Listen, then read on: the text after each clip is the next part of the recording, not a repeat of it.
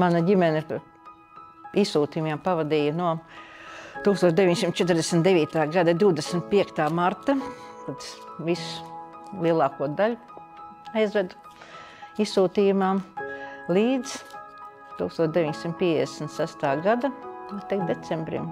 Es esmu dzīvojusi 1953. gada decembrī izsūtīto ģimenēm tālajos austrumos, Amūras apgabalu, Zejas rajona, Ovsjankas ciemā. Kāpēc es tur nonācu?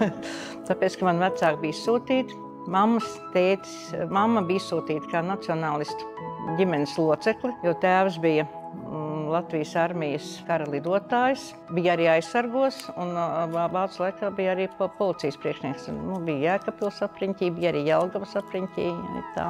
Tētis bija iesaukts vācu armijas gaisa izpalīgos. Viņš krita amerikāņu gūstā pie Elbas upes. Tad, kad paziņoja, ka var atgriezties dzimtenē, dabīgi, ka latvietis dodas atpakaļ dzimtenē. Un kā principā robežai pāri, tā tika Lēģerī. Pēc tam no Lēģera tika vaļā, pastrādāja Valmieras ceļa daļā. Un tā viņa 49. gadā ar brāli savāca. Bija brālis jaunāks, tas nekur nebija bijis, bet vienalga savāca viņu un tālāk uz tāliem austrumiem izsūtīja. Mamma arī stāstīja par izsūtījumu, par to, kā viņa tur nonāca, kā lopu vagonos, Torņkalna stacijā, kad tur vairākas dienas tajos vagonos. Viņa saka, bez labierīcībām, bez kā. Viņa saka, un tad mamma strādāja meždarbos. Vēlāk viņa strādāja arī bišķi ēdnīcā. Un tad iepazinās ar tēti tur, tāpēc, ka tētis atkal brauc uz mašīnas.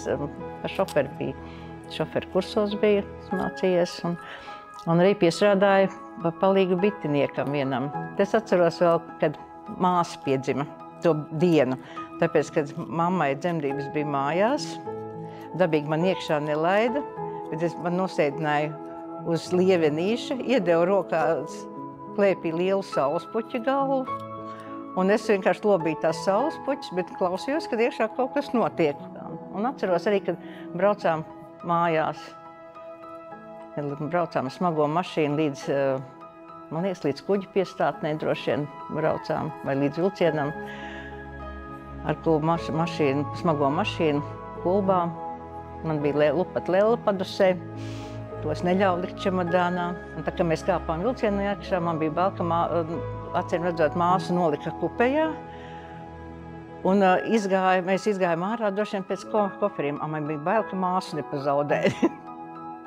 Tā no Krievijas tādas atmiņas. Mums vispār vecāki stāstīja gan par to izsūtījumu. Bišķi, neteiksim, ka pilnībā tā, bet stāstīja. Dabīgi bija no skolā bija pieteikts, ka daudz mēs nepļāpājam par to, bet tāpat jau zināja, kas mēs esam.